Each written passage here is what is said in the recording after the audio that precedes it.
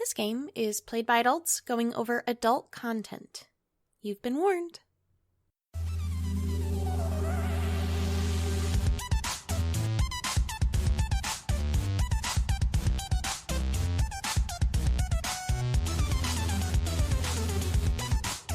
Welcome to Yes Please, the D&D podcast companion to Check Please. This series of podcasts take place in between episodes of the main Check Please series and go into more detail and depth about specific people and events. This episode takes place in canon a little after the events of episode 56. We're going to drop it back to the evening of the 22nd, which is going to put you on this map at this crossroads. The party made camp there for the night, and the first thing that's going to happen that evening is, everyone's making camp, and you'll be approached by one of your campmates. Okay. Oh, okay. Great. It's Burr. Pardon me. Yes, Burr? I had a question, or a few, I suppose, that I wanted to ask. Sure. Yeah. Ask away. Everything okay? He looks off and kind of shrugs a little bit. Possibly. Okay. Shoot your shit. Oh. Karis seems to have a lot of respect for you. Yeah, we're like siblings. Could you tell me a bit about her? Alright. And why aren't you asking her yourself? I have been. I just didn't know if you had any insight. Okay, let's see. As far as I know, she grew up underground, captured by vampires. That was terrible. Up until very recently, like when she was 17, right before she was about to turn 18, she ran away. She found our group. We protected her from the vampire and then went and killed the vampire for her. Came back. Originally, she had gone to this one town to go to school. She got kicked out because she did necromancy. That was kind of iffy back then, but now I'm like, it's really not that bad. She was protecting someone. Not a big deal. Let's see. And then she started traveling with us, and at first I wasn't sure if she'd be strong enough. She's always seemed kind of fragile. But she's one of those stronger people I know. She's kind and caring, and legitimately I think all she really wants in life is a hug at this point, which I wish I could give to her, but I don't know how to do that yet. And let's see. Oh, she died once, and then she came back to life. That's about it. Do you have any specific questions? Maybe that'd be easier to answer. He's standing there. He's looking a little overwhelmed hearing all this. I'm better with specific questions normally. I thought I had lived an eventful life. Really? I know almost every inch of that swamp of my home, and quite a few people in the nearby town, but a lot of you have traveled across this entire continent. We have. Well, most of it. Part of it? Part of it. There's still much more that I'd love to see, but I don't have time to do that, unfortunately. So I'll just have to read it in a book. Why is that? Remember when I vaguely talked about the protectorship in the swamp? He nods. Because of it, next month, I'm going to be stuck in a village for about 100 years. Is that all? Yeah, I know. It doesn't seem like a lot to you. But all I've wanted to do in life is see the world, and I don't know. I'm not a very good homebody. To me, it seems like a lot of time. I see. Well, a century is not that terribly long, especially for you and I, but it is an awfully long time. He turns back and looks back at the camp for ones like her. Yeah. Do you have any advice? Advice? You're gonna need to give me more, Burr. Advice on what? Your friend seems to have, she seems to take an interest in me. And do you like her back? I'm not sure. This is all new to me. You're asking for relationship advice from me. He nods. I see. I'm not new at relationships, he says, almost as if reflexively. Just not with, a human who happens to have a curse on her that won't let her touch people without hurting others. He nods. Well, she's really sensitive about that touch thing. However, you seem to be okay when you saved her in the swamp. He shrugs. Most people would be taken out in a second just by touching her. Blood everywhere. I've seen it. It's terrifying, but you of course have a lot of endurance, so that probably helps a little. She I think she really wants to be with someone at some point. She's still very young for a human, and she's never really experienced a relationship per se, so she's gonna be pretty new at it too, Burr. He's going to look a little bit embarrassed, and he's like, I'm not really sure how he... You want to know how to court her properly? He nods. And more, but yes. And more. Soul raises their eyebrows. I mean, it's so obvious with my own kind, but your kind is strangely shaped. I see. Well, pardon me for asking, but... And Soul directs their hand across his human form. Do you not have the same makeup as a human while looking like this? I think so. This is just it's an ability that we have, but it's mutable. I see. And you want to know if your parts are correct? He scratches the back of his head, and he's like, not exactly. It's not so much if they're correct, it's more how to use it. Oh, okay. You're, like I said, you're all configured different. Yeah, I know how to do it. I'm not exactly sure how to explain it, but I'll try my best. Could you show me? Soul's mouth drops. With me and someone else, or... And Soul just puts hands between the two of them and swishes it back and forth. Or... I suppose that would help. I suppose observing would be useful. Or if you wanted to show me yourself, I would appreciate that. Will it help? I don't really have anyone to show you with. But if Karis finds out about... And Soul does the swishy finger between the two of them again, I think she's gonna be mad. He looks genuinely confused, but I'm only attempting to learn. Oh, I understand. I get it. Humans tend to find, or I guess small beings in general, tend to find that as a very sacred thing between two people. I guess I kind of get your position. I understand, because I have multiple partners, but most people don't really feel the same way as that. No, that's how my kind is. And I get it, but ours isn't, normally. There's not many people like me. That's unfortunate. Your kind is primitive in a lot of ways.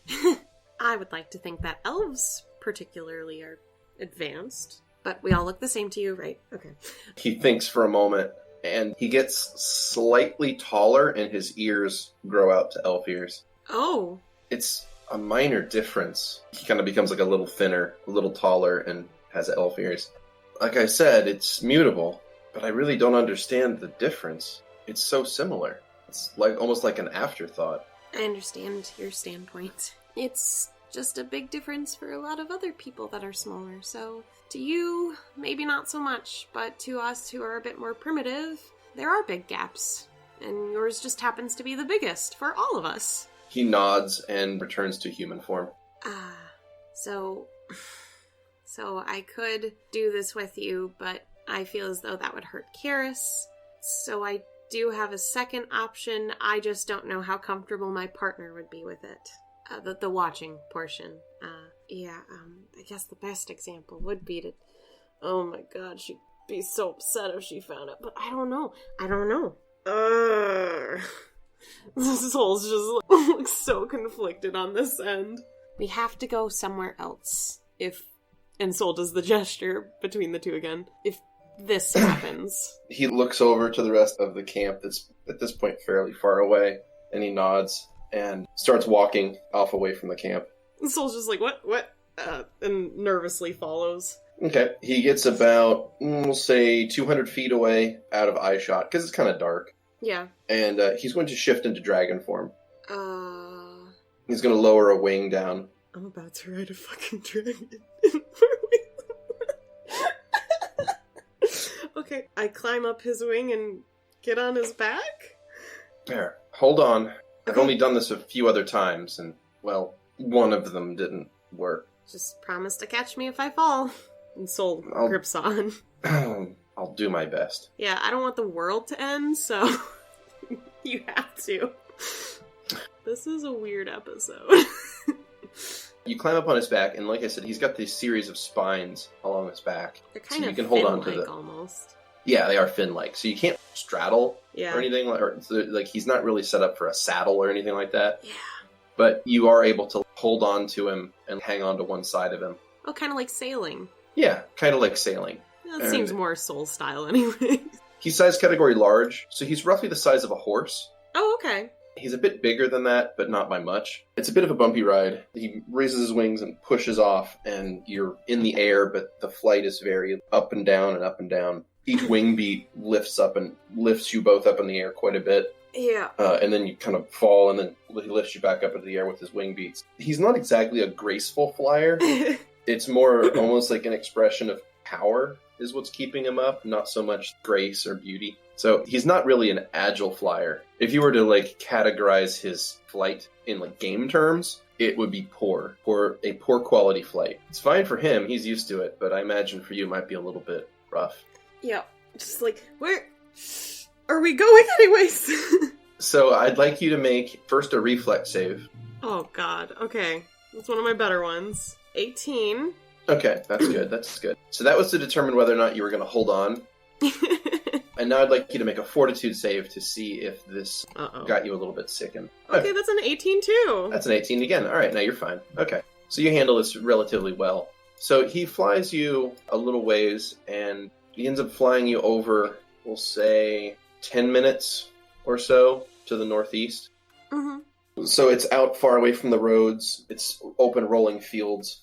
You can see some farms in the distance, and he lands and lowers his wing. I'd like to slide off, actually. All right, give me an acrobatics. Okay, so that's a 15. Yeah. You stand up, and you kind of point your feet down, and you slide off of his wing. Come to like a spinning stop on the ground. It's very impressive looking. Oh, thank you. Soul raises their arms. I think it's just a pose that they tend to do if they ever do acrobatics normally. It's just like, I did it. So he will, once you've disembarked, he's going to shift back into his human form. Well, since it's just us, Soul, I think whenever they just talk to Burr, actually switches to Draconic, normally. Okay. To George Draconic. He'll do the same then. So... I guess we're doing this. So what should I do first? I guess we disrobe. Oh, that makes sense. Soul's awkwardly standing there, patting their legs with their hands. Their brain is going, alright, do the thing. But their body's like, ah! Slowly the disrobing happens. So he's going to kind of concentrate, and clothes basically just sort of retract into him. Oh, gotcha. Does he look right? As far as you can tell, he looks right, yeah. He looks pretty normal. He's sort of pale. He's got very light blonde hair, and he's got kind of pale skin. Yeah. And he doesn't have a whole lot of muscle definition. He's kind of very thin looking. Soft boy. Okay. Soul has to physically take everything off. Fuck you. But he's just sort of standing there like, he doesn't really have a real concept of modesty. So he's just standing there normally, just staring at you. When someone's disrobing, it's usually polite to turn around when that's happening. Very well. He just sort of pivots and turns away from you. Conversation is fine, however. And Soul kind of continues. Oh, very, very well. How do you like the climate up here? I hate it. It's so fucking cold. I was going to say, it is a bit cold for my tastes as well. Ugh. I'm used to a place where beautiful little tree frogs sing every night, and it's nice and warm. Even in the winter, it's really not that cold. This is awful! Do you mind if I take care of the cold a little bit? Sure, go for it. He is going to probably cast... he is a soft boy. Alright, he's less good at this than I thought. Sorry. Okay. He's looking around for anything that's burnable, but there's only grasses around. There's really nothing around here to start a fire, is there? No, not really. We could... There's a farmhouse over there. No! Perhaps we could... No, perhaps people we live could tell there. them, sure, and we could tell them to leave for a night. I imagine they'd have a comfy hearth. Oh, that's what you mean. What did you think I meant? Nothing. I'm gonna put my clothes back on. He just blinks a few times. Soul rushes with all of that and kind of trots up behind him. Alright, let's go to the farmhouse. He turns and the two of you walk to a farmhouse that's on the horizon. It's a few-minute walk. So, you've been traveling like this for a while. Yep. And you met Karis along the way. Yeah, it wasn't really that long after I started journeying that I met her. She's interesting, I must say. I've never met a priestess of Owen before. You know, she's the first priestess of Owen I've ever met, too. But she's a good kid. I think there's something about her, a darkness, that I... Like? He nods. I find interesting. And I think she may feel the same. I'm pretty sure, definitely interested, especially since you both, were... And Soul stops themselves. Nothing. What? So... I might have seen something the other night. Apologies. What do you mean? Oh, you were both in your room sitting? I believe you were disrobed? Oh, yes, she was showing me something. Oh, her tattoos? He nods. Yes, they were fascinating. I've never seen anything quite like them before. She was explaining what some of them meant and what some of them do. And did you find any particular one interesting? Not any more than the rest, I suppose. But simply the concept and execution of them was something that was breathtaking, honestly. I see. You'll have to forgive me. I don't exactly find... He sort of gestures to his current form. I don't really understand the attraction with this form. If that makes sense. To put it in very simple terms, you made yourself look very attractive. Oh, I mean in general. And I mean from myself. He gestures to you. I don't find you attractive. He just says very bluntly. That's fine. This will make this easier. But Karis is different for you? He shrugs. It's something about her mind. I get it. I personally am far more attracted to someone's personality than how they look normally. You arrive at the doorstep of the farmhouse. I knock on the door. Alright, a moment later, a farmer will open the door and see an elf and a naked human. Oh god, I forgot! I didn't realize to tell him back. Oh god, I didn't think about it at all. Shit. Could we assume that I told him to put his clothes back on? Aw, if you have to. Please? Yes. You bitch. Okay. Alright, yeah, that's fine. You told him to return having clothes for form, so he does that. Anyway, the two of you arrive at the farmhouse, you knock on the door, and a middle-aged farmer will open the door, groggily, looking out into the night. What is it? I'm sorry, sir. Could I borrow/rent your house for a night? What? Yeah, I know, that's weird. And Soul takes out 3 gold coin. He, blinks a couple times. Are you serious? Yeah, I am. He, turns, he's like, and you only need the house for a day? Mostly just the evening. He grabs 2 cloaks and throws them on himself, takes the gold coins from you, and says he'll be back tomorrow. Have a good evening. He's like, just call me an innkeeper. He finds it extremely hilarious and then leaves. I'm sure that'll suit his life for several weeks. You parted with that gold very easily. Humans are very easily changed by money, it seems. Or, I should say people. I've just been well privileged, I suppose. I always find it difficult to part with coin. Something about it is pure. No, don't get me wrong. It was hard for me to part with my money for you. And so lightly. It's not even a punch, it's just, a tap with a fist against his shoulder. He looks down at his shoulder and then looks back at you. That was a friendly thing to do. Should I reciprocate? He looks somewhat confused. So you wish me to strike you, but gently. Just like I did, and Soul does it again. I think I understand some of this behavior. He walks into the house and closes the door, and it is much nicer in here. There actually is a fireplace, and it's currently lit. It's actually warm in here. Much better. More my style. He turns, and he's going to strike you in, center chest. And it's enough that it kind of is going to make you stumble backwards. I'd like you to make another reflex save. Jesus Christ! It's not enough to do damage, but it's enough to throw you off your balance. 24. Okay. You catch yourself before you fall over. Gentler. And not in the chest region. Oh, I'm sorry. I didn't understand that the location was important as well. Well, So only shoulders? yeah, shoulders are a safe area. And Soul kind of goes over to him and does it again, like, very lightly. Like this. That's the feeling that you want to reciprocate. Not much harder at all. I think I understand. He moves his hand so slowly that he just kind of basically just moves his fist forward and just touches it to your shoulder and just holds it there. Yep, that works. You humanoids are strange. Yes, we are. Also, did you just call me a humanoid? It doesn't translate that well from Draconic. It's more like, oh boy. It kind of translates into trifle, Gotcha. like small thing. Okay. I assumed you were still speaking Draconic. Yeah, if it's just him Yeah. and me, then I always switch Yeah. to Draconic. Okay, so I'm just trying to translate as best I can from what the words actually mean. He says that you small folk have strange traditions, but he shrugs and he's like, I suppose that's why I'm here. That's true. I'm going to teach you.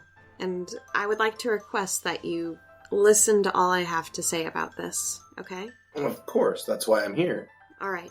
This would do me no good if I ignored it. It's true. You might be my best student. And Soul does the lightly punch on his shoulder again. He reciprocates. This time, not just holding it there, but this time, like, actually just giving you a light tap. But it's still enough that it moves your shoulder back a little bit. There you go, you're getting it. You're all very fragile. We are. Not just in body, but in soul. Kind of puts their hand on their chest. But heart and soul as well. We can get hurt emotionally very easily. I suppose everyone has that in common. Soul nods. So, we've got a fire. Normally we try to find somewhere comfy to be on. He looks, and there is a rug. It's made of what you imagine is probably either a couple of, maybe a bear pelt stitched together, or part of one maybe. Okay. That's laid on the floor in front of the fire. There's a bunch of collection of random trinkets and articles of clothing and tools. This is like basically a little more than a one-room house. So that the fireplace also functions as a stove. Gotcha. Okay, I get it. There's one bed that's pretty much just stuffed with straw that's in the corner. The rug will do. Well, there is this soft thing on the ground. So you folk enjoy doing this on soft things. Yes, it can tend to get a little rough sometimes, and harder surfaces tend to be more rough on the body. Suppose that makes sense. Your body is as easily damaged as it appears to be. Yes, it does. It can, yes.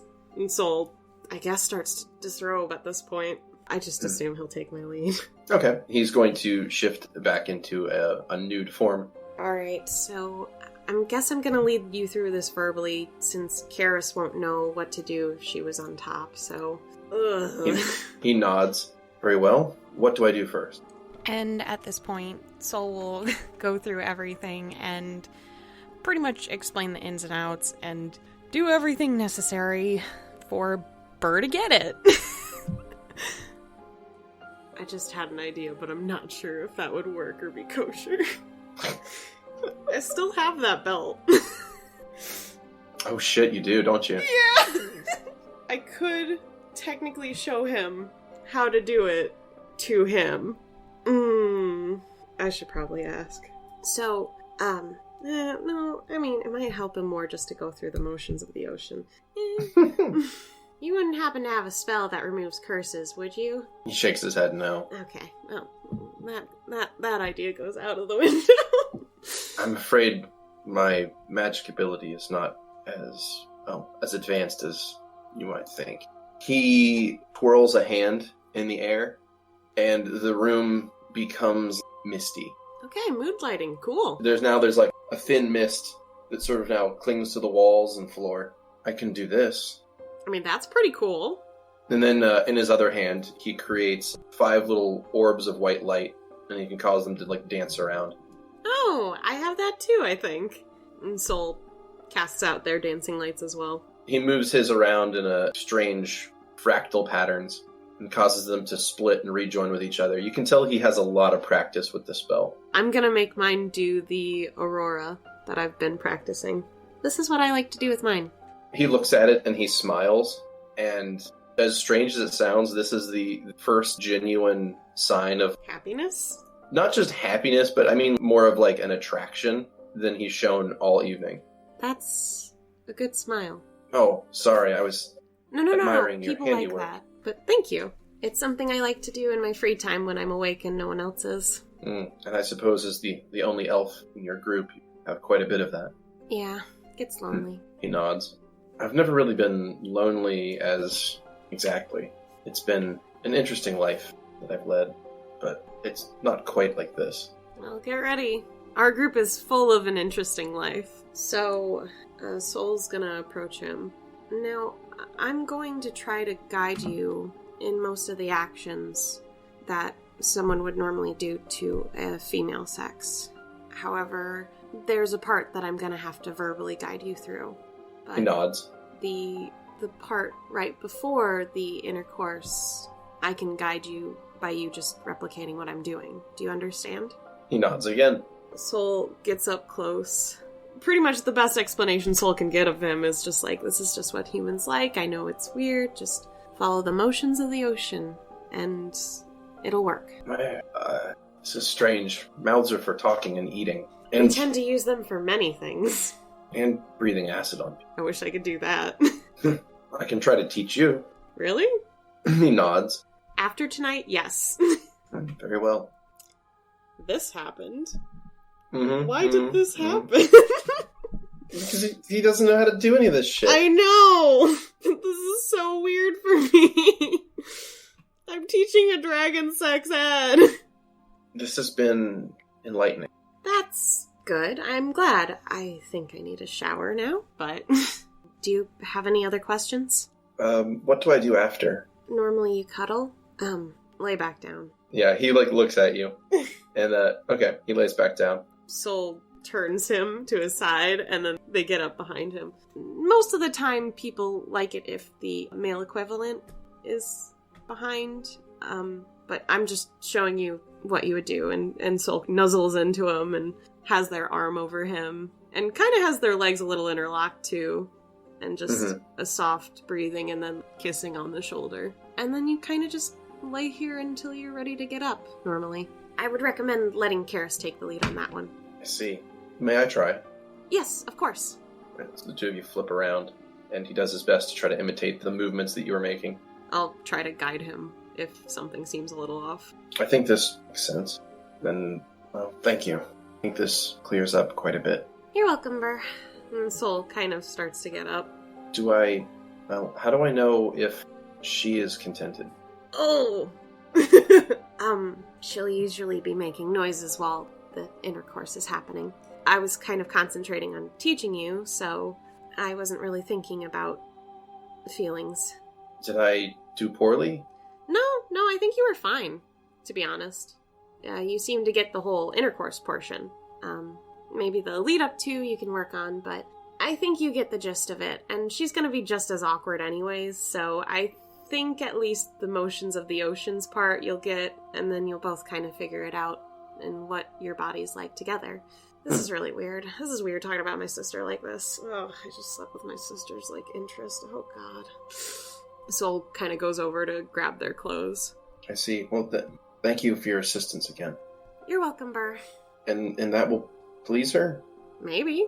I see. Very well. We're fickle, remember? And strange and backwards. And primitive. You kind of like it, I think. And Soul's putting on their clothes and smirking. Doesn't make much sense to me. Nothing in the last few days has. He lays down and kind of turns toward the fire. Is there anything to clean myself in this little farmhouse? Not really. Well, there's a bucket of water. Yeah, I Some think I'll rags. just do that to, and maybe, if there's any flowers or something in the house. Mm-hmm. Something that smells different. I'll kind of use that to at least rub off smells on myself. Mm-hmm. I don't know if I mentioned this or not. He sort of smells a bit like... He smells earthy. Yeah. Sort of like peat moss. I don't know what that smells like, but okay. Okay. You ever smelled a good whiskey? I'm not sure. Okay, that's fine. He sort of smells peaty. After Soul's done with themselves, they're gonna kind of come over to him and be like, I just want to get my smell off of you before we go back to the group. Oh, of course. I don't want to make things more complicated for you. Yeah, Karis seems to have good intuition on this stuff, so I'm just taking all the needed steps She always seemed to figure out whenever me and Alec were sleeping together, of course. Soul's just grumbling as they're kind of washing him, pretty much. This part isn't normal. This is me being cautious. Of course. He sits there and allows you to do that to him. Alright, after I take care of that, I'll put the bucket where it was.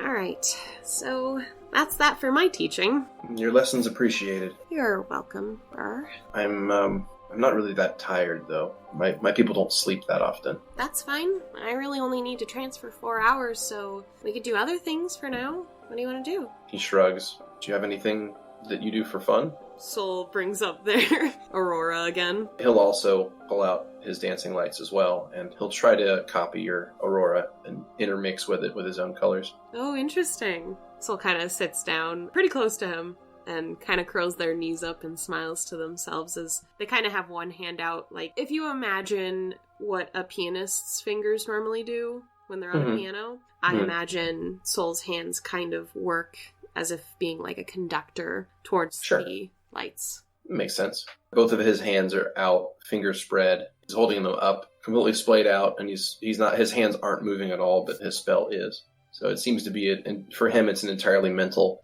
exercise. Gotcha. Soul's not really paying attention to him anymore. They just look like they're smiling so much and enjoying the Aurora. I'll probably be doing this a lot when I'm stuck in that village for a while.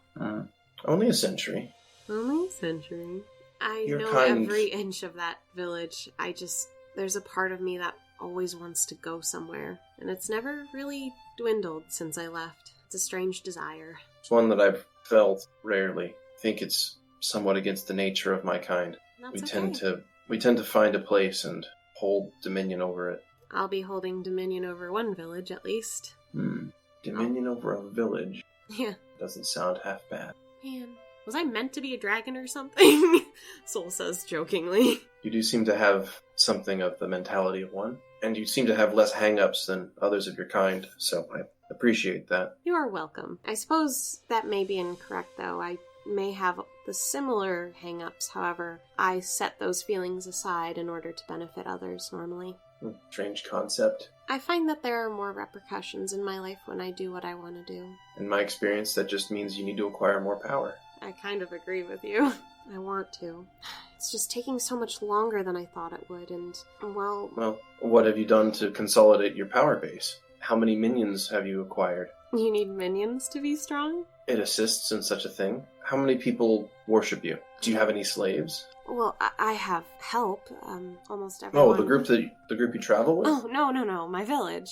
Oh, you've enslaved your village. No. I wouldn't call it enslaved, but they do serve me and listen to everything I say. They serve you willingly. Yes. That's probably a smarter tack to take. I love them. Of course. They're a means to power. No. I mean, they're each unique and individual, and I adore every single one of them. They're an extended family to me. But they are still useful to you. Yes. And is that why you care for them? I don't think so. I never really thought about it that way. Well, it's an interesting situation, I suppose. It is. Maybe you could visit my village sometime and see what I see. You said it's warm there, right? Very. I think I may do that then. I figure I'll have, he shrugs, a few years before I should return. Give Mother time to calm down. Well, I have a wedding coming up if you would like to attend it. I've heard of those. It's a strange practice. It's more traditional, if not a thing. My kind will mate sometimes, but we rarely enter long-term agreements. Yeah. Again, fickle creatures here. And this is an agreement that will last for how long? Life. Unless... Seems more like a prison, if you ask me. Unless both parties choose to terminate such contracts. Ah, well, at least there's an escape clause. But you have to convince the other as well? This is true. So how do you know your partner will not simply hold you against your will? Because it means you would have to trust them. He would never hold me against my will. If anything, my village is, so...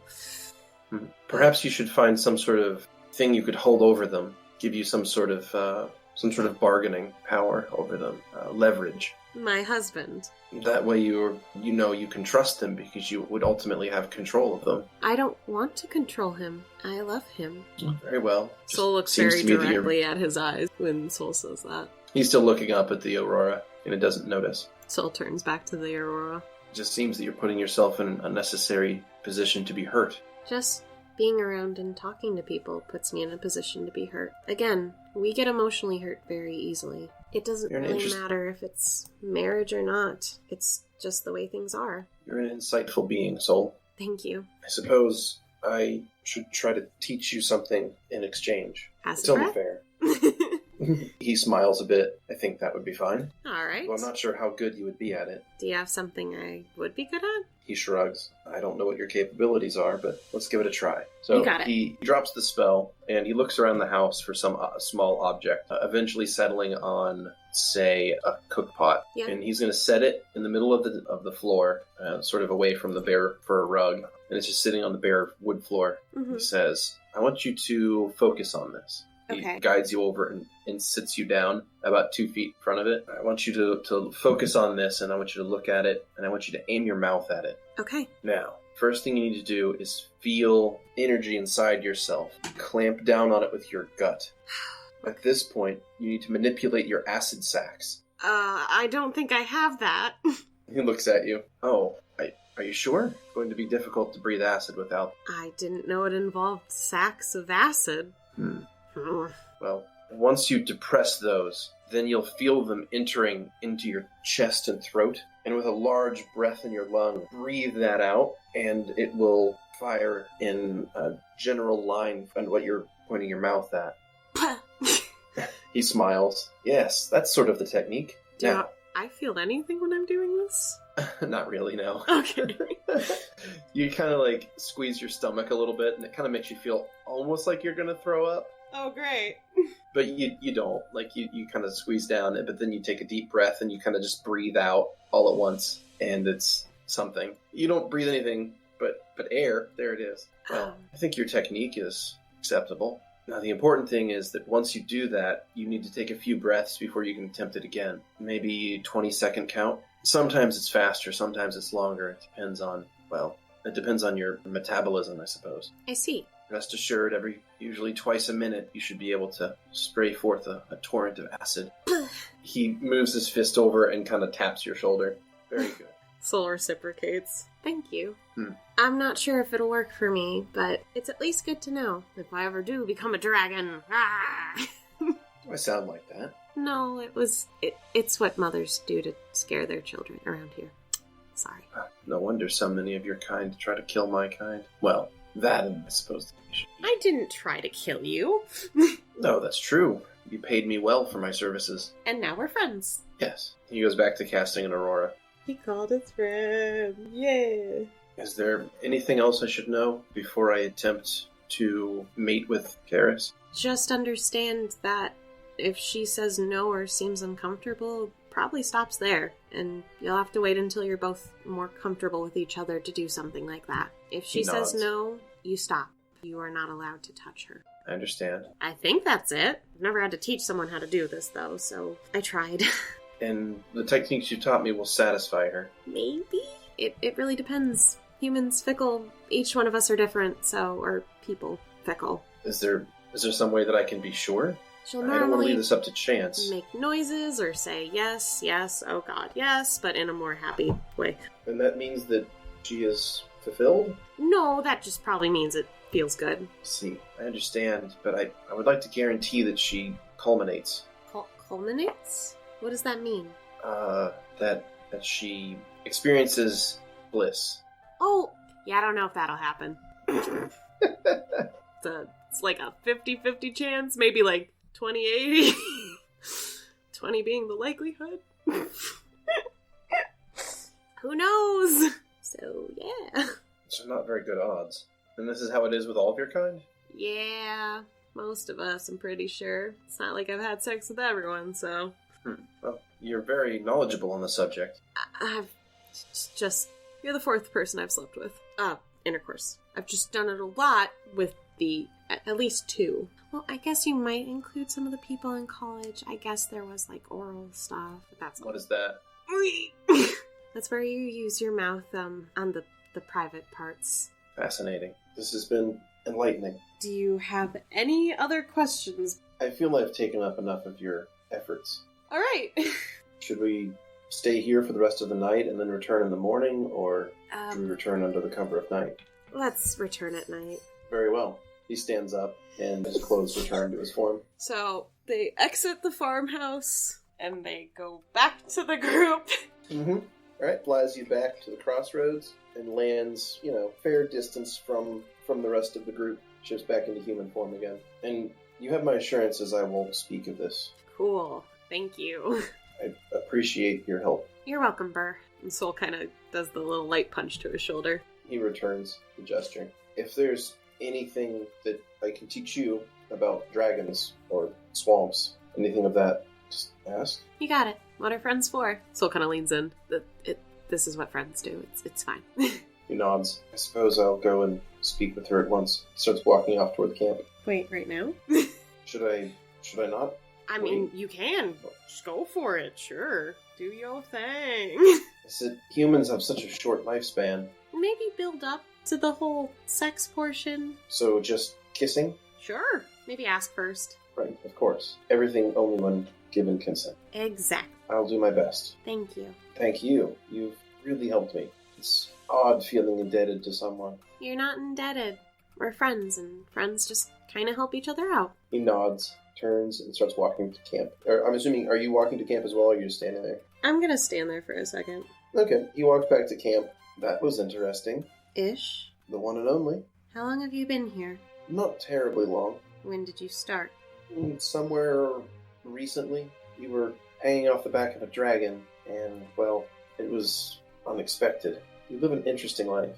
I'm an interesting person-ish. I find it interesting that you really would do anything for your friends, even ones that you've just met. That kind of loyalty is rare. I am who I am-ish. I've learned that phrase from a close friend as well. Do you have something you need to talk to me about? I wanted to check in and see how you were. Concerned? What about? Well, I told my friends about what had happened. They said I used blood magic. That's one name for it. What do you call it? It's a crude name for it. It's primal. It's primal magic. It's the core of what magic is. You're simply fueling it through a different means. So you can feel it with not blood? Well, that was only the inked hand. It was fueled with a little bit of life force. Nothing that permanently harmed you, I hope you realize. Well, yeah, but they told me that's really bad, like evil. I mean, that's a short-sighted concept. And did you harm anyone? No. Did you do anything wrong? Maybe. They did run away. Your mother was being unreasonable, and you know it. Like Yeah. I said, she was lying to you, and all you did was ask for the truth. I did use a crude spell on her, though. I mean, perhaps that wasn't the best move, but it was from a place of wanting to understand, and I don't think there's anything wrong with that. I'm sure you wouldn't have tried to abuse the situation. You would have simply gotten the information you wanted and released her, right? Of course. Yeah, I would Mhm. never do anything to hurt her. Well, then what's the harm? Well, I don't know. Everyone seems to think that's a really bad spell, and I don't know. I think people can overreact when they don't understand your intentions. And your intentions were good. They've always been. Yeah. That's why That's why I've made this connection with you in the first place. And that's why I keep contacting you again. I find you interesting. Well, thank you. Sorry, I just had sex with a dragon / taught a dragon how to have sex. It's been a really weird evening. I didn't realize it went that far. Do you need some time? Do you need some space? No, honestly, it's nice to talk to someone who at least seems to understand humanity for once. It was the most awkward experience of my life-ish. Oh my goodness. I mean, I'm happy to speak with you about it then. If that will help you. But... Yeah, I would like that. I would... Yes, please. Title drop. Oh, shit! Well, I'm happy to be here to help you compress. So, why did you sleep with the dragon, exactly? Because he didn't know how to sleep with fleshy beings. And he wanted to know how to do it so that he could woo my friend. So, in order to woo your friend, he wanted to sleep with you. I mean, he just wanted to know how it worked. So, teach by doing. So, It was well, a thing. that's... Why do you ask? I was just wanting to assess your emotional state. I apologize. I'm concerned about your well-being. I think I'm fine. A little nervous to go after this one guy I'm gonna be, I guess, murdering? I don't even know what it's called. I feel very conflicted about what I'm doing lately. Do you want to talk about it? Sure. Where should we start? So there's this guy named Glarv. He's this follower of my enemy, I guess. And I feel like he was tricked into being bad. Like, I went to his world to get this totem thing. And I saw all these visions and, well, everyone did. But he meant to do so much good, and then that happened, and I don't even know if he had control over himself. He ate a bunch of people. He ate his own wife, and I just pity him. And now you're questioning whether you should destroy him? A little bit. I still think I have to, for the sake of protecting my own. At this point, it's more of a defensive action than really against him in any way. And this totem is going to help you destroy him? Yeah, it weakens him, I guess. Well, perhaps now that you have that, you can use it as a bargaining chip. Maybe you can force his hand to stop whatever he's doing. Maybe it doesn't need to resort to violence. I need to get rid of my enemy, though. I've always thought the best way to get rid of an enemy is to befriend them, but perhaps I'm being naive. Maybe I am too, but I don't know, a being that eats worlds or eats the magic out of worlds, I'm still not sure what it does, but it's not doing something good. There was nothing good that came of that world, and everyone was gone and frozen, and it seems like their spirits are on replay. If anything, it was terrifying, and I can't let that happen to this world, so I have to get rid of him. I want to help however I can. You do? Of course. Are you still in danger-ish? Yes, I am still in danger, but I want to make sure that you succeed in your quest. I want to help you succeed however I can. Ish, I have a question. Go ahead. You gave me the ability to use that teleport thing with you, with your assistance, right? Yes. I don't know if this is possible, but would there be a way for me to be able to be in contact with one of my friends? She kind of ends up making people bleed and in pain if anyone touches her. I'm going to need a bit more explanation. What causes this? There's these evil symbols all over her body, tattooed on there. Can you think of them for me? Yeah, I can. And Okay. so You concentrates. pulled the mental image. I see. This is dangerous magic. I know. I hope I think to I can- eventually get them removed, but for now, I may be able to assist you in this. what can you do? I think I know of a way.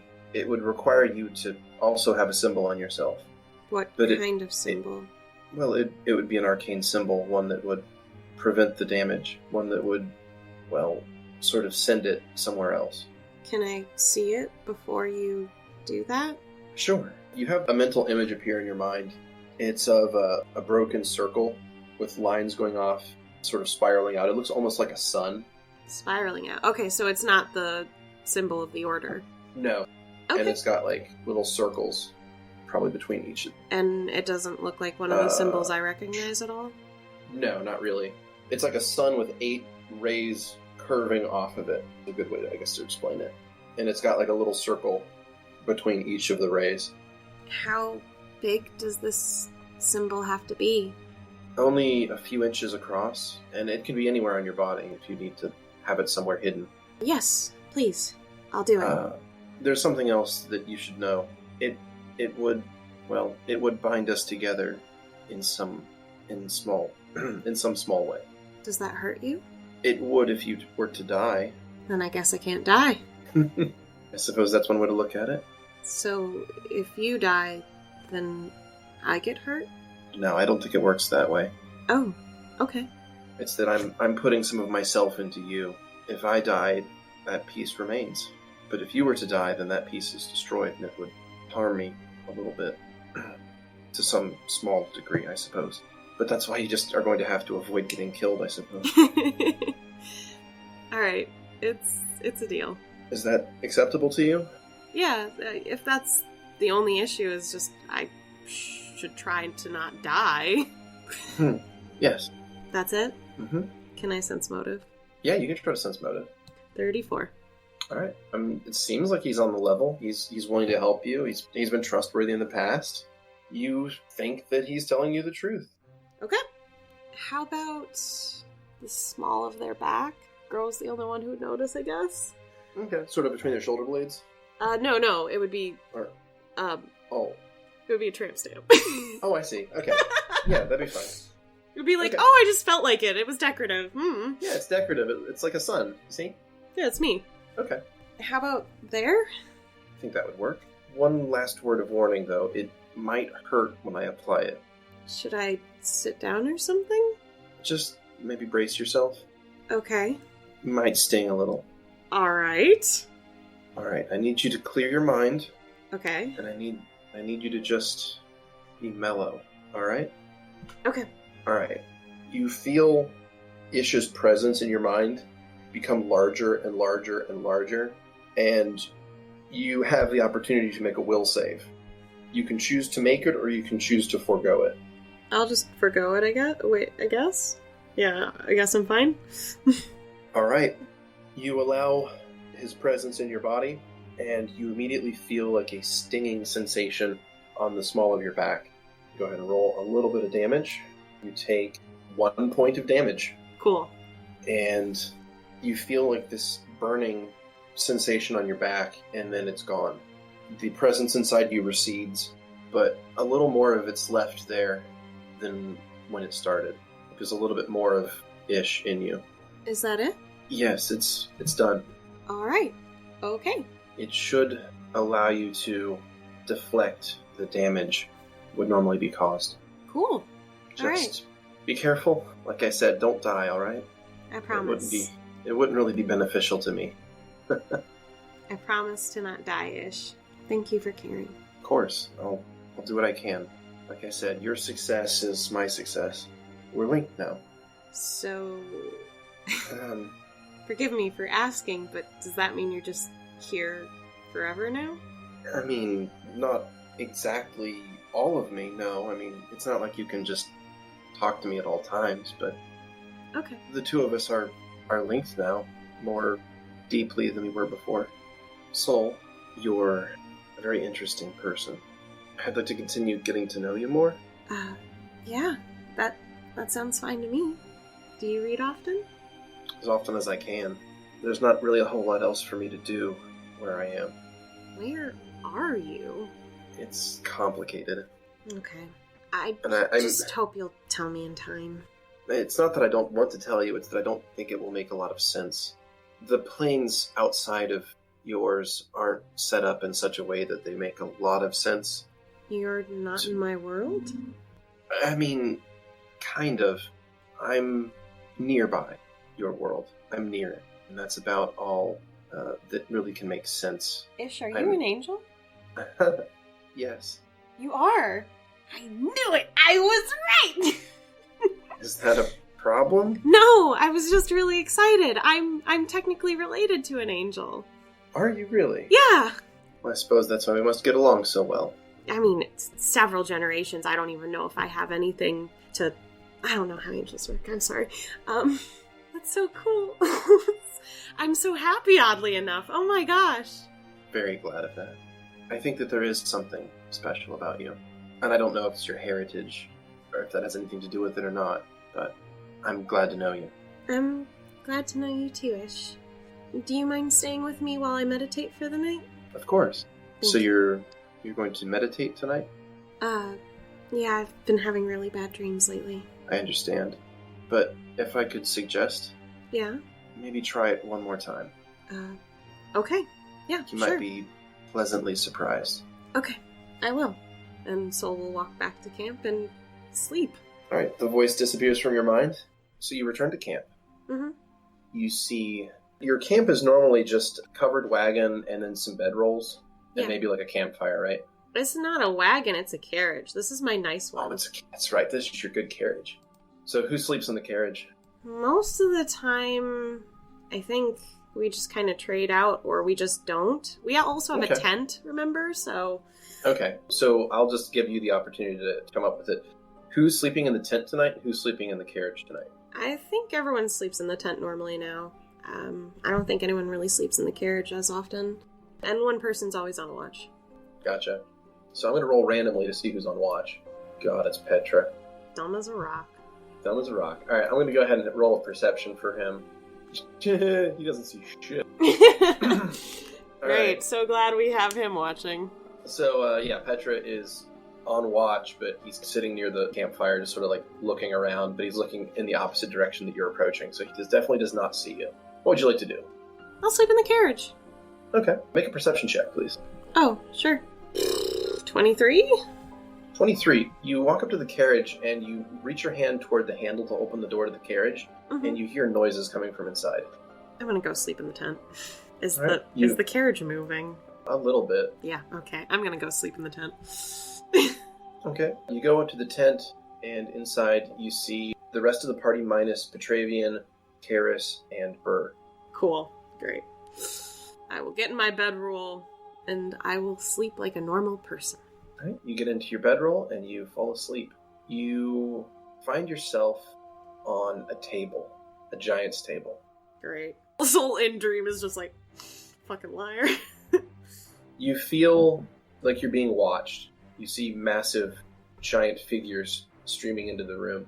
Here come the pain. You hear a voice. It's Ish. Break the cycle. You feel a warmth where the symbol is tattooed on your body. Touch it. Okay. And I touch the symbol. You touch the symbol, and the scene around you fades into nothingness, replaced by a white room. It's maybe 20 feet by 20 feet. It's there's no doors or windows. The room is perfectly lit somehow. There's a figure standing in the room with you. What does the figure look like? He's about an inch taller than you, maybe 2 inches taller than you. It's hard to tell, but he has a average build. He has sort of a light brown hair that's sort of pulled back into a small ponytail. Okay. He's got clothes that are like very loose-fitting, kind of white garments that are sort of wrapped around him. It almost looks like a robe or toga, something like that. Okay, yeah, I get you. And he has wings. What color are the wings? The wings are a white color. He's standing about 10 feet from you, and he's looking at you. Ish? He smiles. I run Hello, up to soul. him. You run up to him? Yeah. Okay. You just like to stop in front of him, or Yeah, what do you do? just stop in front of him. He looks you up and down. It's good to finally be sort of with you, It's as good much to as this is. meet you, I guess. And Soul holds out a hand. He reaches it forward and touches you. His hand is smooth in a way that's hard to describe. It's like his skin isn't really skin. It's almost like you're touching warm porcelain. Oh, cool. Soul's definitely distracted by that already. And the one thing that you really feel is this warmth coming off of just touching him feels really peaceful and calm. Like a good heat rock or something. Gotcha. But he's not like rigid or anything. Like his flesh, like you can push into him and he's real, but it's just very, very smooth. Okay, gotcha. Like the softest soft boy. Yeah, kind of. The smoothest soft boy. Anyways, this is good. Now that we're bound together, I was able to do this. And I want you to know you'll never have bad dreams again. Really? He nods. I'm here with you now. So whenever those happen, all you have to do, and he reaches up and sort of touches himself on the small of his back, all you have to do is touch that part of your body, and I'll be there in your dreams. And normal Can't day quite. stuff? Well, it depends on how things are. Sometimes we're closer together than others. When I was in the sky, was I closer? It doesn't quite work that way. Okay, sorry. When I'm able to, I try to contact you as often as I can, or at least check in on you. I hope that's not too big of a breach of privacy. No, it's fine. And Soul kind of holds up their wedding ring. Stuff like this is normal for me. He laughs. I'm just glad you have as many people looking out for you as you do. And I have one more now, right? You've always had me. Really? You always seemed very special. Thank you. And I think that you're going to be the one to save me. I will, Ish.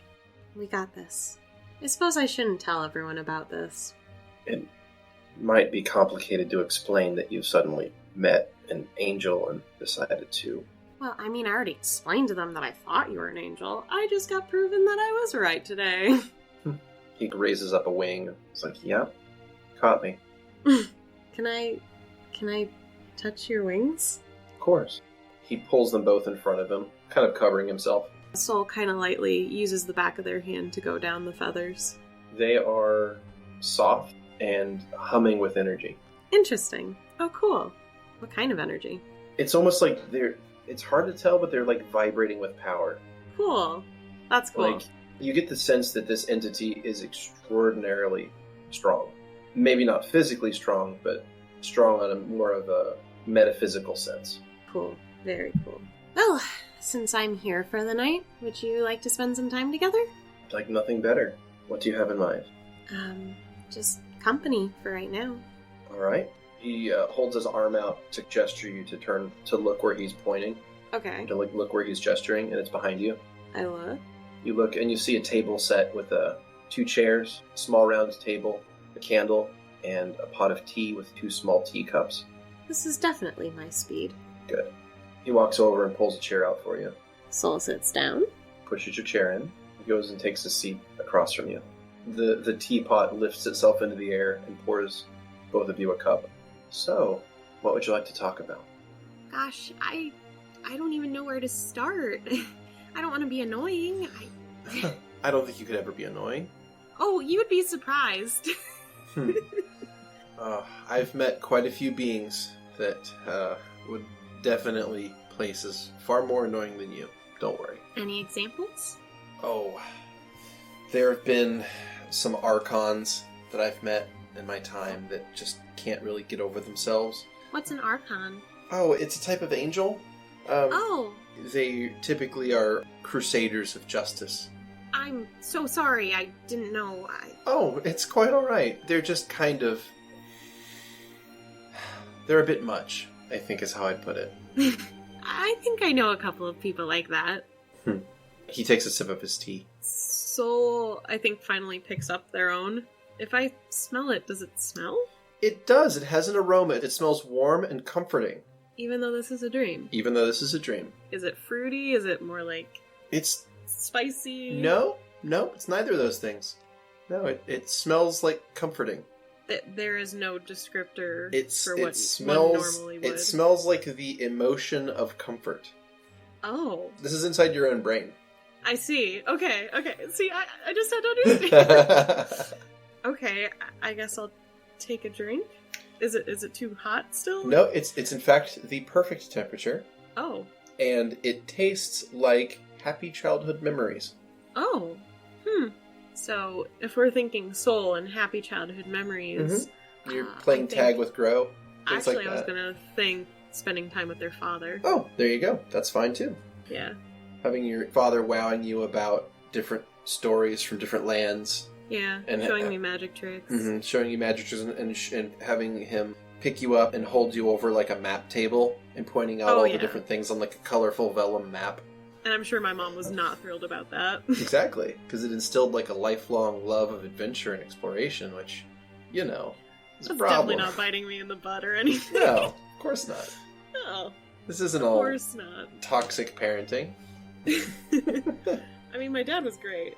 Yeah, Past, the feeling of utter betrayal because, you probably should have just been honest with your kid from the beginning instead of trying to hide the fact that your marriage isn't working. That's great. It's great. Okay. Oh, that's really good tea. Oh, I'm glad you liked it. The flavor's okay, though, right? No, it's delicious, I suppose. It's not too distracting, though, I hope. No, it just felt really, really good to drink it, I guess. Oh, okay. I can change it if... No, I like it, I promise. Okay. You're fine. Thank you. You're welcome. I hope this isn't rude of me to ask. I know this sharing of power will protect me in a way, but is there anything else I can do with the assistance of your power? Well, he sets the cup down in the saucer and kind of leans forward, rests his chin on his hands, and thinks for a moment. Well, the mark that you have on you now will be able to divert negative energy. So that's about all that can do currently. And it also sort of links our life forces together. Which I'm fine with. I'm really glad to hear that. It's not often that you meet a mortal that will allow you to do something like that. Well, we're friends, right? Of course we're friends. I mean, I hope you've been able to trust me, and I certainly trust you. Well, I don't think you've lied to me yet, so I have no reason but to trust you. I'd like to think that I'm the only one who's willing to tell you the truth about some things. It's just my mother who's lying to me, right? Or do you know something else? I'm not certain, so I'll keep trying to find answers before I give you unnecessary amounts of anxiety. I would prefer to not throw suspicion until I have concrete fact. Wow, that's refreshing, to be honest. You expect me to treat you like Alec? Oh, you know about him. He looks a little embarrassed. I may have peeked through some of your recent memories. I hope that's not too big of an invasion of privacy. I didn't know you could do that? Did you do that before we were connected, or after? No, that was only after. I apologize. So just now. You just now looked through my memories, pretty much. It sort of happened.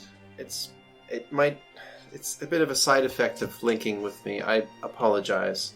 So how come I don't get your memories? Well... Soul's a little pouty. I suppose that you would get some of my memories if you were to loan me some of your power. I don't know what I could give. I'm not very strong. He just smiles. You're far stronger than you think. You have a strength of character and will that I'm kind of envious of. Thank you. I don't really know what to say to that. Not to say anything. Do you have any other questions for me? How did you... Well, maybe... Gosh. Oh, I don't want to be annoying. Okay. I'll start from the beginning. We're in, like, a box right now, in a way. I suppose if you think of your mind as a box, then yes. So this is my mind. This is all your mind. Okay, so is this what where you reside looks like, or is this just where you happen to be in my head? Oh, I just wanted to create something neutral. He gestures to, like, the white room that you're sitting in. I mean, I could make this anywhere from your memories if you'd like. No. No, I'd rather just have new ones, I guess. Oh. He smiles at that. I'm glad to hear it. I just sort of wanted to have some place that didn't have any distractions. I kind of wanted to focus my attention on you. Oh. Thank you. I appreciate that. It's no problem. They don't know Ish as well. They're a bit more reserved currently.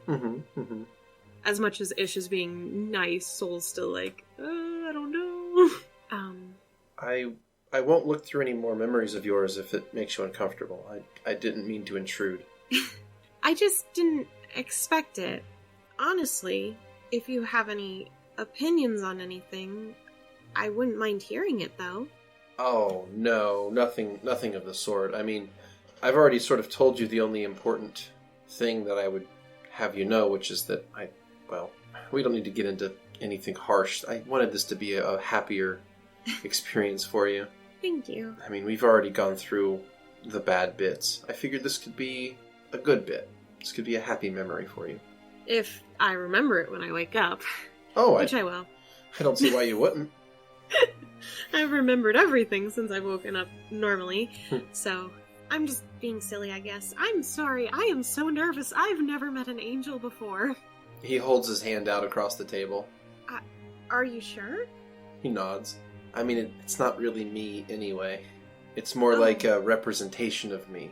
Does that... Soul kind of lightly lends their hand downward onto his. Okay. So he takes your hand, and he just sort of holds it as a gesture of support. He holds it with his hand on the bottom and your hand on top, and then he puts his other hand on top of your hand in sort of a protective gesture. And he says, It's all right. Everything will be okay. It doesn't feel like it lately. Well, I think you just need to trust that things will work out.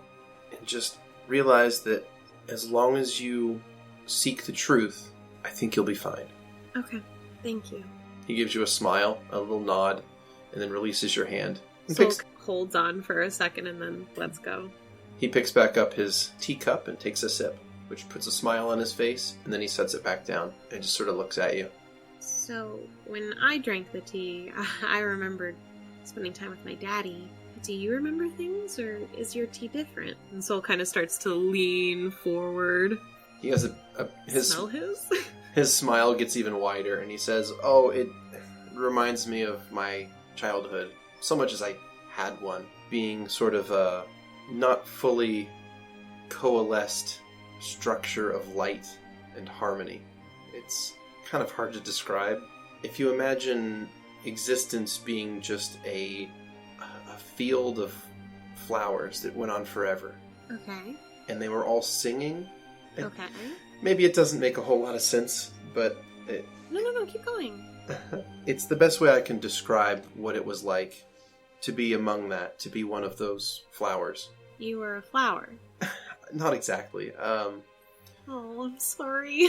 No, it's fine. It's just, it's difficult to put into terms that make a lot of sense to someone who doesn't exist in that universe. Right. Imagine, like, you are a partially formed thought, and everything around you is harmony and joy. Mm-hmm. And you spend your time singing in a chorus of others like yourself. Oh, I won't be able to 100% feel that way, but in an odd way, I think I get it. I'm sorry. For what? That you had to deal with that. He looks Was at it you lonely? Genuinely confused. Was it lonely being in a crowd of a million? Quite the opposite. I was just like all my brothers and sisters. We were all together. It was creation, I suppose. I guess if I was like everyone else, I don't know. Never mind. That's a stupid thought. You feel like if you were like everyone else, then you wouldn't have any value? I'd feel lonelier than I do now. And Soul looks down at their hands clasped in front of their lap. I don't know. I don't really know why people feel lonely. I just know that I do a lot. I'm sorry to hear that. I mean, it seems to me like you have quite a few people that care about you and travel with you. Oh, they do. I know lots of people care about me. I'm sure my mother, even though it's strange currently, and, well... He kind of grimaces a little bit. He gets a bit of a frown on his face when you mention your mother. I'm sorry. I shouldn't behave that way. It's okay. You have your reasons. You actually seem to know what she was lying about. Can I ask from you what it is? I know that elves should live for a fair amount of time, for centuries, in fact. That's correct. And that you've never met anyone older in your family than your mother, or met any of the previous protectors. I think you know what I'm implying. Do you think they die after the transfer of the protectorship? He nods. I really want this to be a pleasant time with you, and I don't want to... Yeah. Yeah. I'll stop. It's fine. Just know that... He takes your hand again. He kind of reaches across and kind of grabs it a little bit to reassure you, but he moves much quicker than before. So before it was sort of a slow and gentle thing, this is more he feels the need to reassure you right now. Just understand, you don't have to go through with it. It's not something you have to do. You can say no. But isn't it necessary for the barrier to be up? Who will do it then? It's still my responsibility, right? It's not worth your life. Well, maybe I could stop everything before the next protector needs to happen. Soul instinctively touches their stomach. He just kind of looks sad. Are you saying that if I do the transfer of power, I'm going to die? He doesn't answer, but just continues to look sad. Is it because of this? Their hand was on their stomach, and now they kind of cling at their fabric and bunch it up. Implying what? Implying that instead of the power going to Soul, it goes straight to the baby and Soul dies. No. Okay. No, that's simply complication, I suppose, is how I would put that. But it won't truly change anything about the transference. I just don't know, Ish. I understand your worries. I would like my mother to... I would like to give her the chance to tell me the truth, still. And perhaps she will, but I feel like at that point it would be too late. You would take the power offered by her, and then that would seal your fate. And I don't want your story to end there. My story will never end. Well... What if... He looks like concerned to even be speaking about this. I shouldn't talk about this yet. I'm sorry. Soul leans forward. Do you have any other questions about me? Oh, Soul sits back again. He tries to, reset his mood. What if I wanted more? Soul bites their lip. This is, sort of what I was just thinking about, actually. I can offer you an alternative. To the protectorship. He nods. Instead of taking the power from your mother, I could give you mine, and you would be able to protect the world. How? Would I become a barrier without risking my life? He nods. It would, well, as far as I can tell, it would extend your life, actually. Really? He nods. Huh. You would become... eternal? Immortal? He nods. Ooh. You could... Ish, what are you? He looks like a little hurt. I'm an angel. I'm sorry. I've never met anyone who could just hand out immortality. It's not really that complicated. If you think of your soul as... let's see. He thinks for a moment, and then he waves his hand across the table, and there's a sheet of parchment paper sitting there now. Oh. If you think of your soul as this sheet of paper, do you see how it's flat? He waves his hand over top of it. Yes. This is sort of how mortals exist in this state, with fewer dimensions. But he sort of levitates the paper with his hand, and it flips up into the air, and then he moves his hand around the paper, and it begins to fold itself. And it folds itself into a three-dimensional object that looks like a little star, like a sun. It would be something like this. It's still your soul, but now it has depth and dimension. And he sets it down in front of you. Can I pick it up? Mm-hmm. It's like a hard parchment paper that's been folded into a 3D object of a sun. Soul kind of moves it around in their hands, observing and examining it. It would still be you, but you would have dimension that you didn't have before. And you would be more like me. I would be an angel? Or just like an angel? Sort of like one. I can't make you an angel. Well... He looks somewhat embarrassed to admit that. That's okay. I don't need to be an angel. But it would alter you significantly. You would be eternal, and you would have abilities that you didn't have currently. It would... Well, I guess it was what you're asking. If I could empower you, that would be how it would be done. Because to you, you would be an object like what you have there, and everyone else would be like... And he waves his hand, another piece of paper is in front of him. Does that make sense? I think so. But to be honest, I'd like to think about it. Of course. I want to give you the opportunity. I appreciate it. I don't want you to be deceived by your mother. This is... And I truly believe that with this power, you could protect your world. What I want. He gives you like a half smile. That's what I offer. But you don't need to make any choices now. You have right. a bit of time left. Right.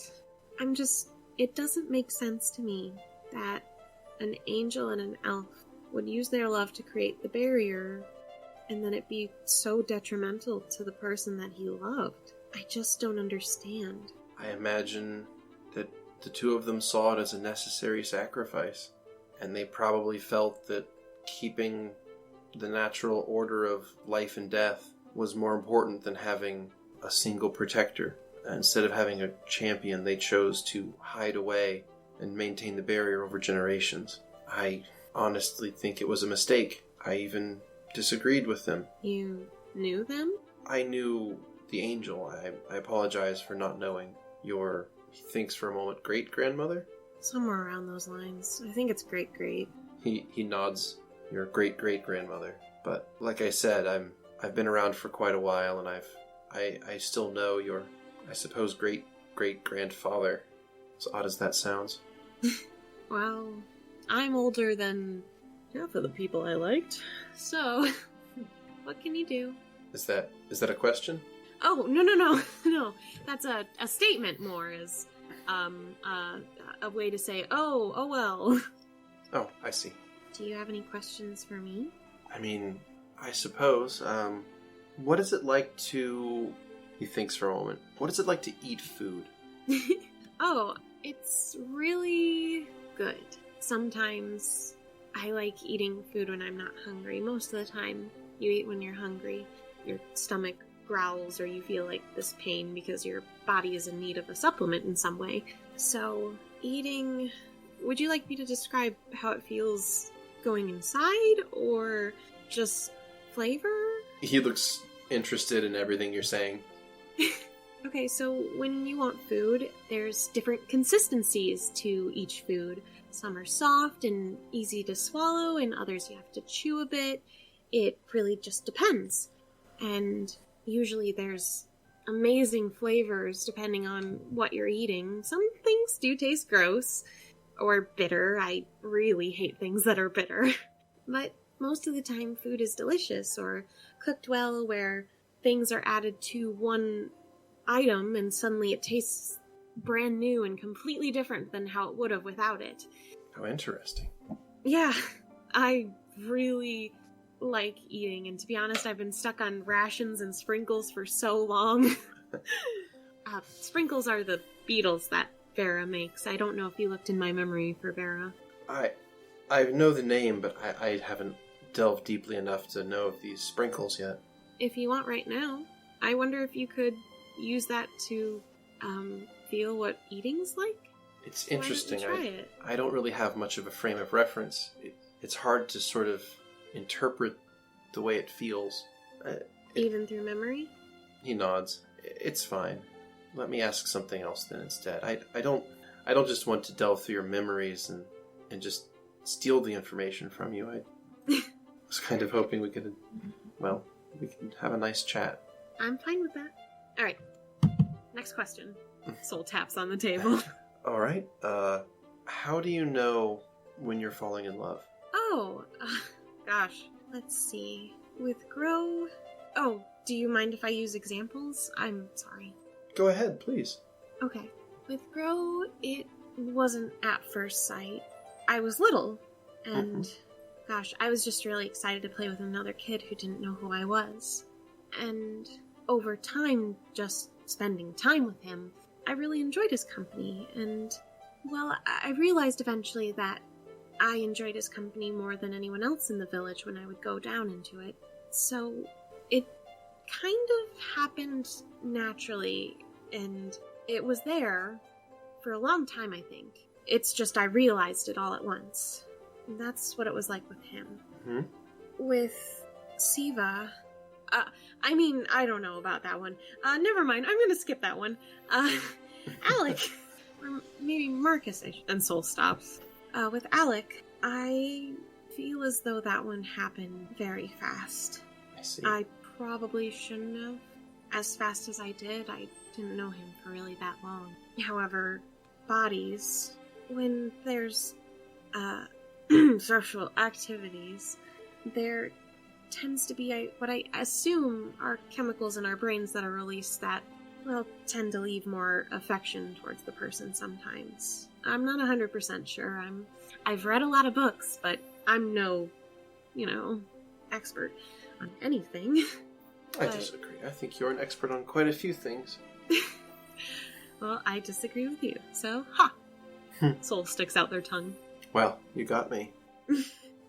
But at first, it was an arrangement to get something I wanted. And there was a crush at first. He was a very attractive person, but I honestly felt more annoyed by him, if anything. He really riled me up constantly. I see. But over time, coming to see him, although at first being part of kind of an obligation I felt to make sure that he would work for me in the future, eventually ended up being an affection. And he would listen to me and talk to me, and it really seemed like he cared. So it was a business arrangement that turned into a partnership? Yes. Interesting. Although I think he called us partners right away, but I don't think he was specifically saying, like, lovers, partners, you know? I think it was just, like, business partners kind of thing. Ish nods. And I was pretty sure I was gonna die at some point, so I felt it necessary to tell him that I loved him, and I do. Was that difficult? Yeah, it was. I didn't want to. I honestly, I wanted him to say it first because, well, I was afraid that he wouldn't feel that way, and I think that was one of the more scarier feelings, is the feeling of rejection, but I have yet to experience that, so Soul shrugs. I guess I should be just fine, but I still get nervous. That's something I've always found fascinating about mortals, is they're all so timid about admitting love for one another. Oh? Mm-hmm. I suppose sometimes you feel as though if your feelings are true at that moment, and they're not reciprocated, then I suppose most people feel as though, how can I feel this way again if that person doesn't like me? And staving off the feeling of not having that outweighs usually having it. I suppose it's different from my kind, then. We don't really... What do you do? Well, it's sort of a natural state. I mean, I love you, but I love everything. I love Soul blinks. everyone. It's difficult to explain, but I exist in a perpetual state of love. Interesting. Ish, you're an angel, not a god, right? Yes, of course. Okay. I just had to check. What would make you think that? Well, there's a goddess of love, and just want to make sure. I don't know. I had to check. I'm nervous, okay? I assure you I'm no god. Is that a weird question? Is that a bad question? I'm so sorry. That's a bit of a sticky question, I suppose. I imagine it would be possible, but that seems like an extreme response. Response? An extreme reaction, I suppose? How best to describe it? For someone who is like myself, that is created to serve, to become a master would be a difficult thing that would be considered extreme. What do you serve? Oh, I serve order in life. Oh, okay. It was my responsibility, along with those of my brothers and sisters, to make sure that the world, and all the worlds in fact, function, and that they are safe, protected, and happy. I'm glad. Me too. I try to do my very best. So, does each angel have their own world, then? Oh, no. No, we aren't assigned in any way like that. We simply go where we're needed. A lot of us are in many places at once. It's difficult to explain. I don't want to confuse you. That's okay. I understand. I think, well, I don't know if that's the correct way to say that. He chuckles. He holds out his hand again. Soul hesitantly places theirs in his. This time he just sort of rubs his thumb across the top of your hand as he speaks. I simply want you to be happy. And I want you to know that in however little way I can, I want to try to help you ensure that this world is protected. Soul sadly smiles. I just gotta get through a couple of small things first, I guess. Obstacles, I guess. Yes. I told you about my enemies, right? You mentioned Glarv. Yeah. Honestly, if I hope you can... Soul looks frustrated. I hope you can convince him to back down. I truly dislike bloodshed. I don't know how to solve my problem without hurting him at the same time. Perhaps the item you retrieved will be enough to convince him to abandon his, well, whatever mission he's on. That's true. Perhaps faced with his own mortality, he'll snap to his reasons again, and he'll give up. I certainly hope so, at least. He realizes that he's been holding your hand this whole time, and he lets go. Oh. Sorry. Soul retracts. Soul takes another sip of their tea, but They're looking away just like at a corner of the room, unsure what to say. Do you have any other questions for me? Would it upset you if I killed him? Truth be told, I'm upset for every death, not just his. So, with so much bloodshed on my hands, why do you talk to me? Because I know that you believe in your heart that you want to make this world a better place. And that is exactly what I seek as well. Even though I've hurt people. You've only done what you've deemed necessary. You have never, ever gone out of your way to harm someone, and I think that's beautiful. Soul glances at him, kind of side-eye since they're not exactly looking towards him anymore. Is something wrong? Do you feel I've misjudged you? I suppose you have more faith in me than I do of myself, Ish. Well, that's exactly why I contacted you. Someone had to remind you just how strong you were. That is nice. And I appreciate it. I'll be honest, I don't 100% believe you. He looks a little wounded. I see. Do you think I'm deceiving you? No. Soul looks confused. Then why do you not believe me? I don't believe I'm that strong. I don't think you're trying to deceive me. I think you genuinely believe what you're saying. You just think that I'm mistaken. Yes. I would have thought that after everything you've been through, you would have started to recognize that you are capable of all sorts of feats, and that your potential is a bit limitless. My potential is limitless with your assistance is more accurate, wouldn't you say? No. I think that No. I think that you can become quite powerful in your own right, given enough time. But that's exactly the problem, is that you are being, well, your time is going to be stolen from you. And I can't abide that. For someone to steal your life away is not something that I can live with. I had to contact you. I hope you don't blame me for the souring of your relationship with your mother. To be honest, it's always been a bit rocky. I was only trying to help. I understand. And I don't blame you, Ish. I hope you know that. He looks relieved. I just don't want to deceive you. Soul sets their tea down and stands up. The room shimmers a little bit. Soul starts to walk across the room. They're about to start pacing. Mm-hmm. As you walk, it looks like the room has water running past it, like it's warping slightly. Like the light is refracting around in strange ways. It's almost as if your activity is kind of degrading the dream slightly. Interesting. Ish, Yes? I'm not a good person. Soul turns back and looks at him. Their arms are behind their back. They have their shoulders back. They're standing straight. They look pretty professional. Mm-hmm. I don't want to hurt people, but I do want to win. And I'm at a point where I'm willing to take measures in order to do that. He nods. What sort of measures? If it means protecting the world and those I love, almost anything. He stands up from the table and takes a step toward you, and he opens his arms out for a hug. Soul looks unsure. Their arms drop from behind them to their sides. They look confused, but they step forward anyways. He takes you into his arms and also puts his wings around you and holds you in a tight hug. You feel like a wetness on your shoulder. You think he's crying. What? I'm sorry. No.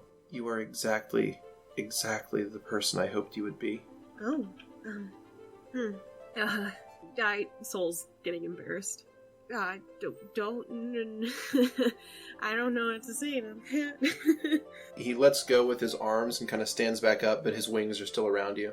Is everything all right? I guess I'm embarrassed.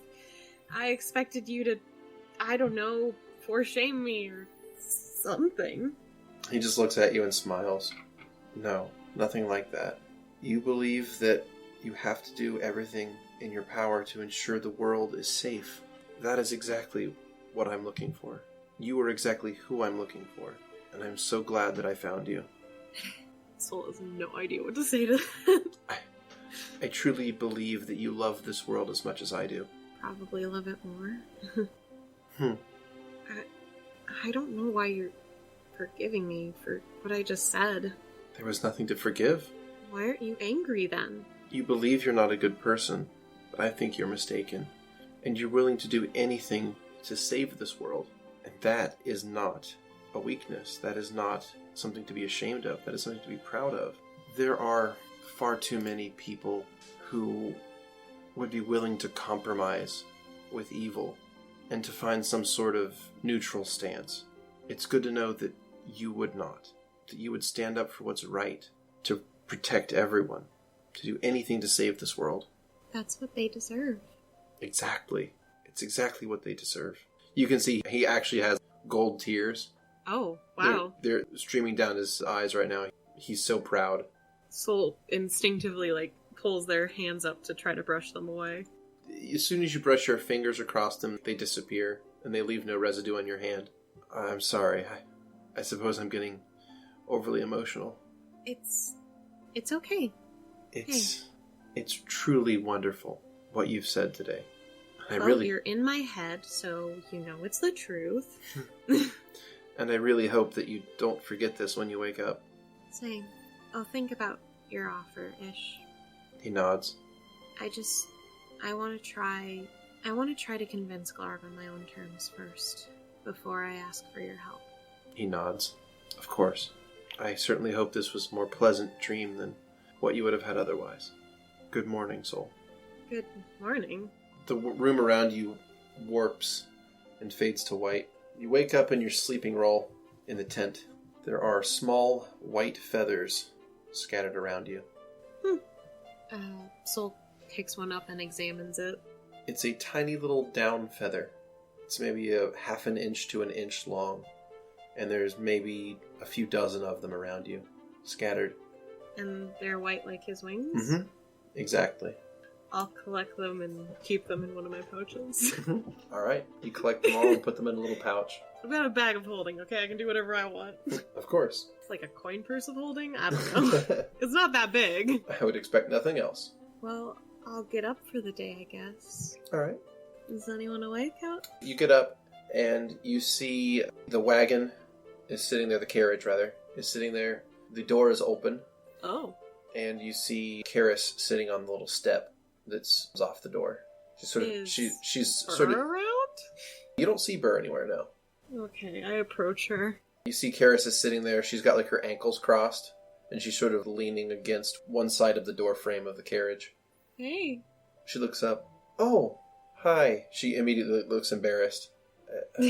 How are you today? I'm okay. I actually had a really good dream for once. That's good to hear. Mind if I sit with you? Oh, of course. There's not really room on the step for two people, so she kind of just stands up and leans against the carriage.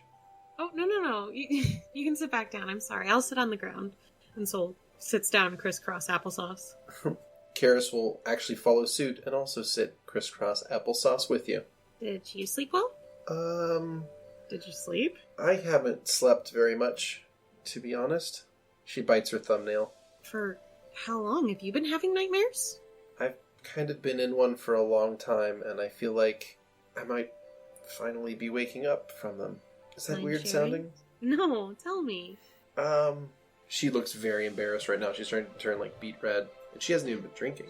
I mean, if you don't want to talk about it. No, it's fine. A lot of things have been going through my head recently. I mean, ever since what happened at the spa and Petrie, right. I sort of started to think that, well, I accepted the reality of my situation, right? That I wouldn't be able to do anything with anyone. Soul nods and slowly. That was how it was, and that was how it was going to be. So I was not happy about it, but I understood. And I was okay with it. She looks up into the air a little bit. And then I guess Yeah. Soul bites their lip like they weren't supposed to say anything. Yeah. I mean, you've probably seen me talking with him for the last few days. Oh, yeah. He's really interesting. That's a term I would use. He has a weird mixture of information. Stuff that's really obscure, but then he is also missing so much stuff that I take for granted, so we end up just having these long conversations about everything. Which I assume is great for you. I'm sorry if you feel lonely with us normally, since we're not as smart as you sometimes. I don't think I am, at least. Hey, don't act like that. I mean it. Thank you. I haven't really felt alone since I started traveling with all of you. So, last night, I was going to go to sleep, and then she kind of smiles, and then, well, Burr showed up, and he wanted to talk with me about something, and he said that he wanted to try some things, and I was a little worried. But he said that he wasn't, and I held his hand, and he seemed okay. I'm glad. I'm so happy for you, Karis. It gets a little better. Oh? She looks embarrassed again. He gave me a kiss. Aww. And, he got a nosebleed from that. But just a nosebleed. She nods. Yeah, it's exciting. We may have... She starts playing with her fingers. Yeah, I'm gonna be honest, Karis, I know what you did last night. So just blurts that out. She, freezes. Sorry, I was gonna go sleep in the cart last night, oh god. I just swear I didn't make any noises. No! Oh, did I? I just noticed that it... She, No. starts to freak out. I'm so sorry! Oh, no. No. I was just up really late last night, because I was talking, to that voice again. Oh, your mysterious voice is back, huh? You know, that's kind of my territory, right? Oh, I'm sorry to take that from you. Things went pretty well, all in all. I think I might have scared him, though. Oh? She nods. Yeah, he thought he hurt me. Oh! Why? He kept asking if he had damaged me because of... God. She kind of looks really embarrassed. I think... Do elves not do that? I'm sorry, what? Oh, maybe this is like a human thing, and maybe elves don't behave the same way. Do what? When humans have their first time, they bleed. Do elves do that? Well, since it's never come up before, I'll let you decide. Well, since elves don't have periods, and they deal with childbirth a lot easier, I'm gonna just assume their body just doesn't involve that kind of thing. You got it. No? Oh, well that must be nice. Sorry? It's fine. It's fine. So, anyway, Burr thought he had hurt me, and I had to reassure him that I was okay. I honestly think he bled probably more than I did with the whole experience. Oh. Yeah, Is he okay? Where is he? He's going for a walk. Or flying? I think so. We didn't, Didn't... Well, he didn't exactly say where he was going. I imagine he's probably a bit sore. Oh, I see. Well, did you at least have fun last night? It was certainly something different. In a good or a bad way, and Soul looks like they're about to kick someone's ass. I mean, it was something that I wanted. It wasn't anything bad. It's just something I never thought I would experience, I guess. So, it's kind of like the dawn of a new day, I guess. Soul smiles. Karis? Yeah, Soul? Do you trust me? Of course I trust you. What's up? Soul slowly starts moving their hand towards Karis. Okay, just because Burr touched me and didn't die doesn't mean that you can suddenly do that too, okay? She starts moving away from you. I need you to trust me. So I don't want to hurt you. I've already hurt you too much. I'm stronger now. Please. She's kind of reaching to cuff her face almost, but if she's going to keep moving back. She takes a step back and she holds her hand out and she just kind of turns her head away. She doesn't want to see you injured. Alright, I'm going to stand up and I take one hand and I kind of, between two hands, it's kind of hovering with Karis' hand in between theirs. Mm-hmm. And they put both together and clasp her hand. Karis is like, you can feel her kind of squirming under your touch, like she's trying to break the touch because she knows that this is going to kill you. Karis. Also, you feel a warm sensation of the symbol on your body as it starts to heat up. It doesn't feel painful, but it does kind of tingle. Karis. What? Look at me. She turns and looks at you. Am I cured? I got some help from my friend. Oh, I'm not cured. I'm sorry. Okay, sorry, that sort of jumped to conclusions there. Huh. She sits back down. She's kind of looks like her hand. She kind of looks like knocked back from what just happened. How did you... Wait.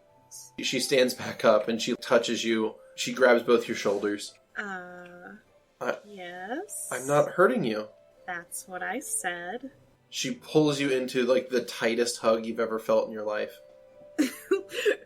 She immediately starts crying, and she just keeps hugging you. She's trying to talk. She's trying to ask you how this is possible, but she can't get it out between the sobs. And Soul kind of moves and adjusts so that they can hold her and have, like, one hand on the back of her head, just kind of in a cradling motion, almost letting her cry. Welcome home, Karis. I'm sorry it took me so long, but I can at least give you this. She just keeps hugging you and crying. How's that tattoo on my back doing? Like I said, it feels tingly and warm, but that's about it. That's it. It doesn't get any, like, hotter Nope. or anything like that. It doesn't go beyond warm and tingly. Okay. Cool. You just know that it's activated and doing whatever it's intended to do. She's still crying, huh? Yeah, I don't think she's going to break this anytime soon.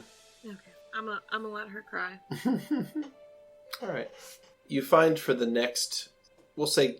This is just like a day's travel from Hartenshin, so... On this final day's travel, she insists on sitting next to you.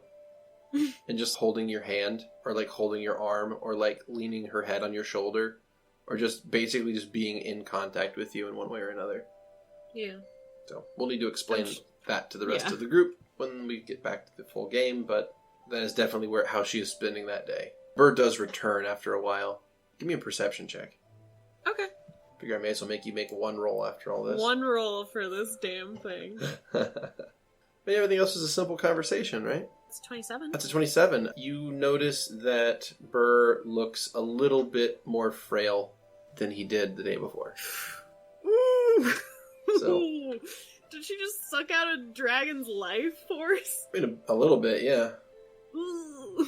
Oh, I hope it was worth it, boy. She'll also tell you that she's used up pretty much all of her healing for the day. Oh. She had to intermittently channel energy during. Sweet child. Well, I guess that's it for us, huh? Mm-hmm.